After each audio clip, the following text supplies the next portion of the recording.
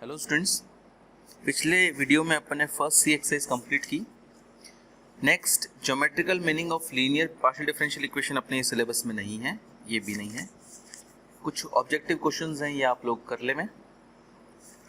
Next अपना आज topic है second chapter non linear partial differential equation.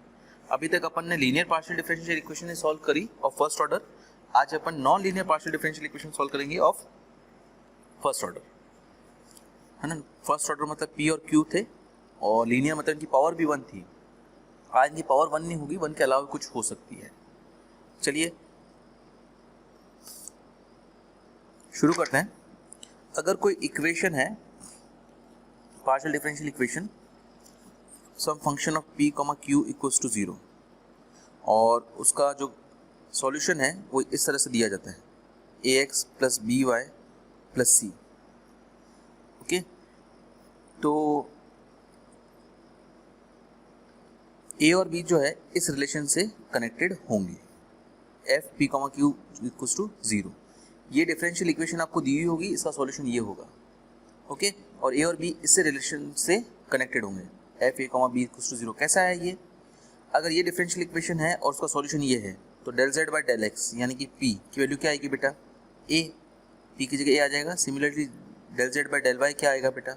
Y के रेस्पेक्ट में पार्शियल डिफरेंशिएशन बी, तो पी की जगह ए रख दिया, बी की जगह क्यू की जगह बी रख दिया, तो F of A comma B equals to 0 ये आपका रिलेशन हो जाएगा, और उसका सॉल्यूशन ये हो जाएगा। इस सॉल्यूशन को अपन बोलते हैं complete integral of the equation partial differential given partial differential equation.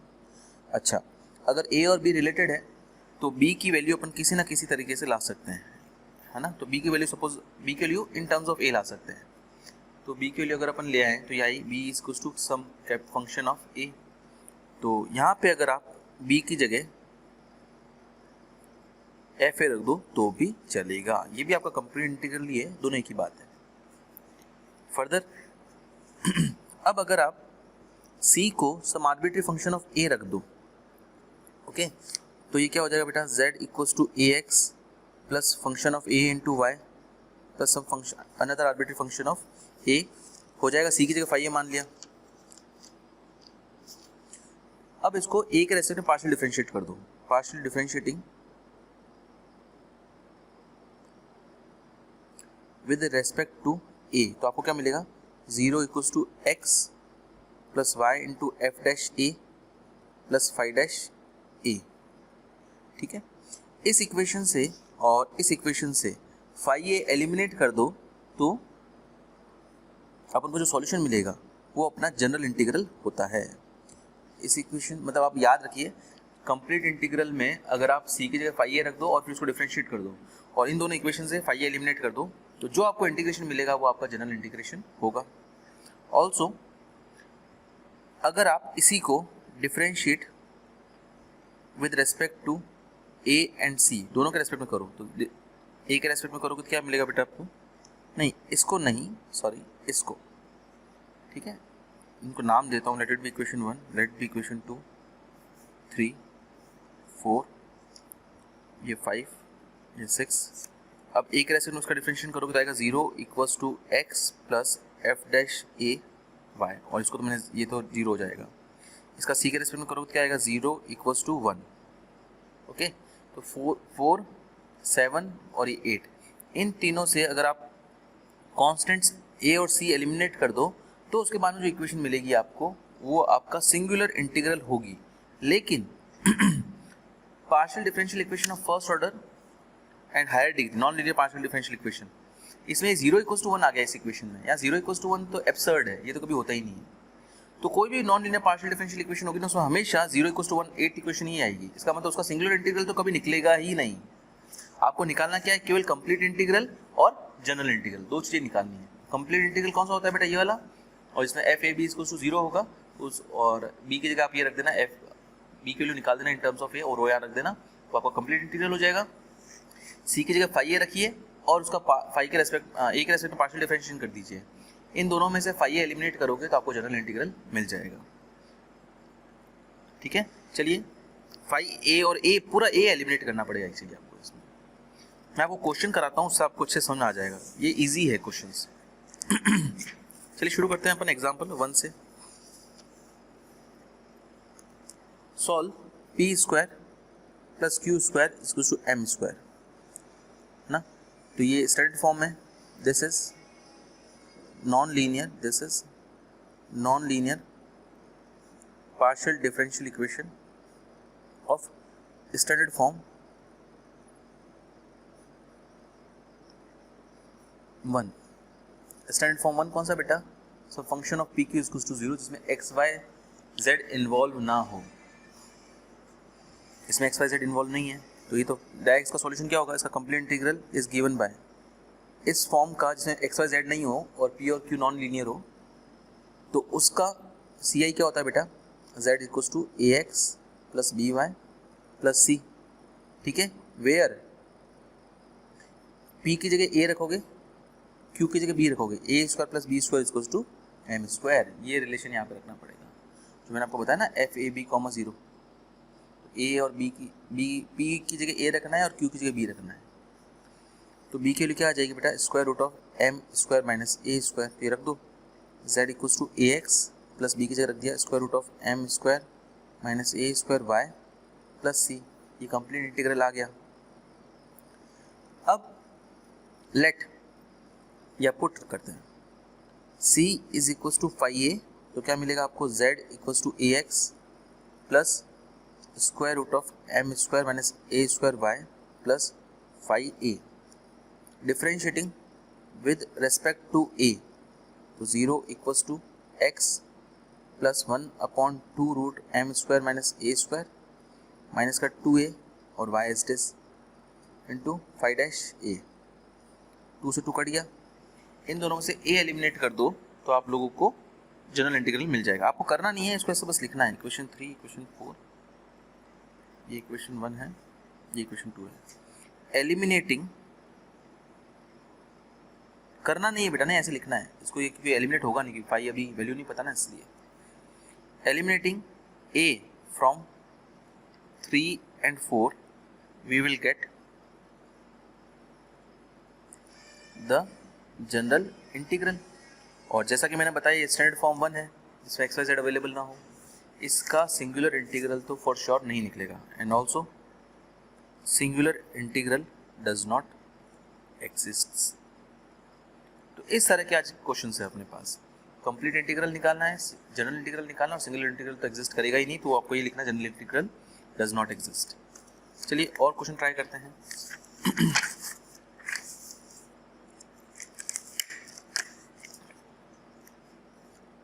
Example second,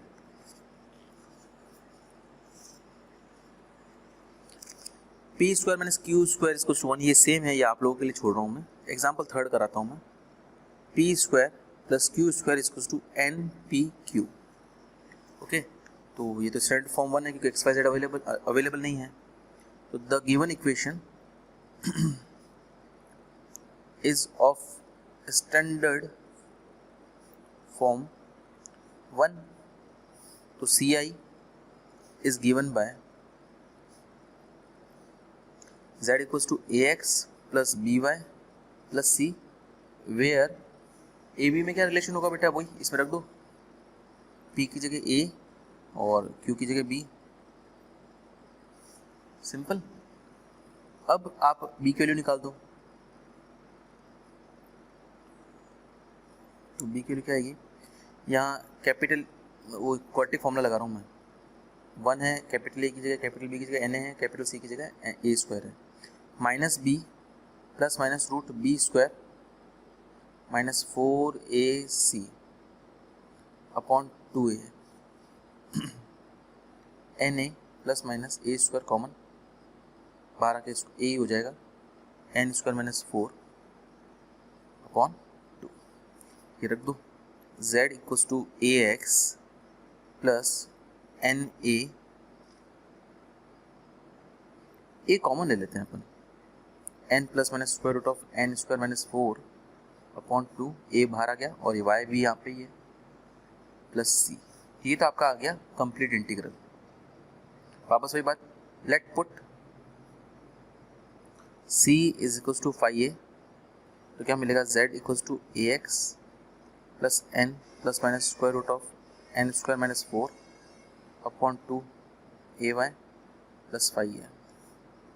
अब differentiating with respect to a क्या मिलेगा बेटा आपको,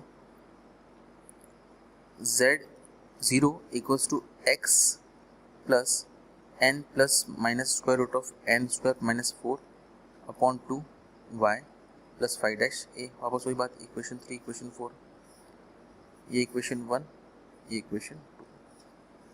eliminating bye eliminating a from 3 and 4 we will get the general integral and also singular integral of the PDE does not PDE does not exists।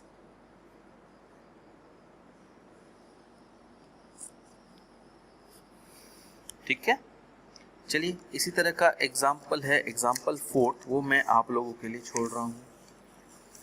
Next example, ये थोड़ा ध्यान से देखने की ज़रूरत है। एग्जाम्पल 5, ये बहुत पहले जोधपुर बीएससी में आया था, इस बार अभी तो नहीं आ रहा लेटेस्ट ईयर में, पिछले 10 सालों से, तो 2002 में आया था। ये क्या है, ये इक्वेशन है X square plus P square plus Y square Q square equals to Z square. इसका सॉल्यूशन निकालना है। देखो, इसको सॉल्व करने के आगे अपन कई सारे मेथड सीखने वाले हैं, लेकिन इसे अपन जो स्टैंडर्ड फॉर्म 1 है उसमें रिड्यूस कर सकते हैं और सॉल्व कर सकते हैं। ज़रूरी नहीं है उस मेथड इस मेथड से सॉल्व करो, लेकिन ये इसमें रिड्यूसेबल है, तो ये आपको मैं बताना चाह रहा हूँ। कैसे रिड्यूसेबल है बेटा, the given equation can be written as what, x upon z, ये z स्क्वायर अपॉन में ले लिया, p का होल स्क्वायर, p की जगह काम करता हूँ, मैं लिखता हूँ x अपॉन z, p की जगह लिखता हूँ del z by del x का whole square, y upon z del z by del y का होल स्क्वायर इक्वल्स टू 1।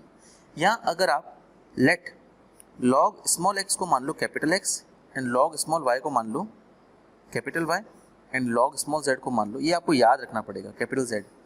तो ये जो चीज़ है वो कैपिटल P, इसका डिफरेंशिएशन जो होगा ना Z का कैपिटल Z का कैपिटल X के रेस्पेक्ट में जो डिफरेंशिएशन होगा ना, वो कैपिटल P मान लेते हैं। तो ये जो चीज़ है कैपिटल P में रिड्यूस हो जाएगी। अगर मैं डेल कैपिटल P मान लेता हूँ del capital Z upon del capital X, तो ये जो चीज़ है वो कैपिटल P में रिड्यूस हो जाएगी, ये जो चीज़ है वो कैपिटल Q में रिड्यूस हो जाएगी। कैसे, देखिएगा,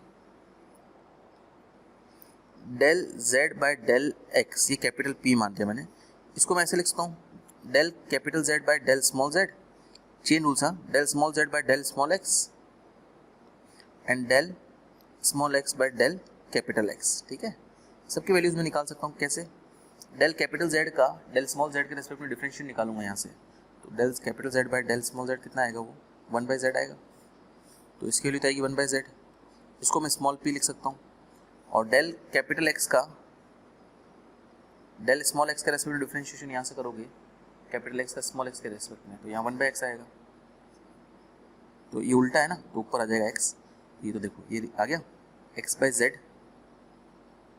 इंटू पी की जगह del z by del x, वही ये आ गया, p से रिप्लेस हो जाएगा ये। सिमिलरली कैपिटल Q जो है वो del capital Z by del capital Y होगा ना, वो रिप्लेस हो सकता है y z del z by del y। तो the equation 1 is reduced to capital P का स्क्वायर प्लस कैपिटल Q का स्क्वायर इक्वल्स टू 1। अब इसका सॉल्यूशन अपन निकालते हैं वैसे ही जैसे फर्स्ट क्वेश्चन का अपन ने निकाला था, वही m था यहाँ पे, बस बाकी सेम ही है। ठीक है, तो क्या होगा बेटा यहाँ पे, the equation is now in standard form 1 and the complete integral is given by capital Z is equals to a capital X plus b capital Y plus c, where A square plus B square जो होगा वो 1 होगा बेटा। Capital P की जगह ए रखा है, capital Q की जगह बी रखा है। हाँ, तो ये मिला रिलेशन अपन को। तो बी के लिए मिल जाएगी square root of 1 minus A square ना। तो कंप्लीट इंटीग्रल ऐसा और ऐसा लिखा जा सकता है, a capital x plus square root of 1 minus A square y plus c. Now वही बात,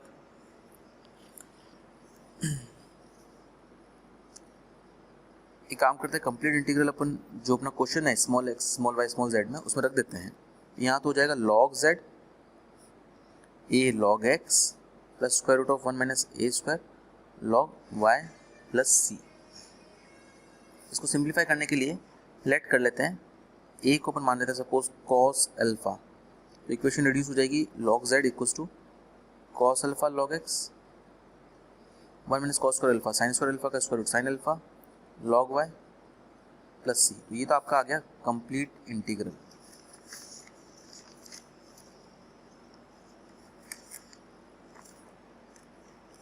नेक्स्ट मैं इसको पार्शियली डिफरेंशिएट करता हूं।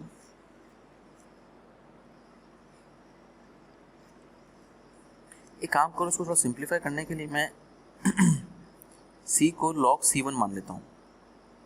तो क्या हो जाएगा, log z इक्वल्स टू सब पावर में चला जाएगा, ये तो चलो पावर ऐसे ही है, log x की power cos alpha log y की पावर sin अल्फा और log c1। log a plus log b plus log c को मैं log of a plus b plus c भी कर देता हूँ। log से log कट गया तो x z की वैल्यू क्या आ गई, c1 x की पावर cos अल्फा y की पावर sin अल्फा। ठीक है, अब अगर आप चाहो तो c1 की जगह फाई ए रखकर जनरल इंटीग्रल भी निकाल सकते हो और आगे अपन सिमिलरली, चलो मैं निकाल देता हूँ। Let c1 is equals to phi alpha मान लेता हूँ क्योंकि अपना कांस्टेंट जो है रिप्लेस हो गया अल्फा में। तो z क्या हो जाएगा, फाई अल्फा x की पावर cos अल्फा y की पावर sin अल्फा। तो partially differentiating with respect to alpha, differentiating with respect to alpha क्या मिलेगा बेटा अपन को,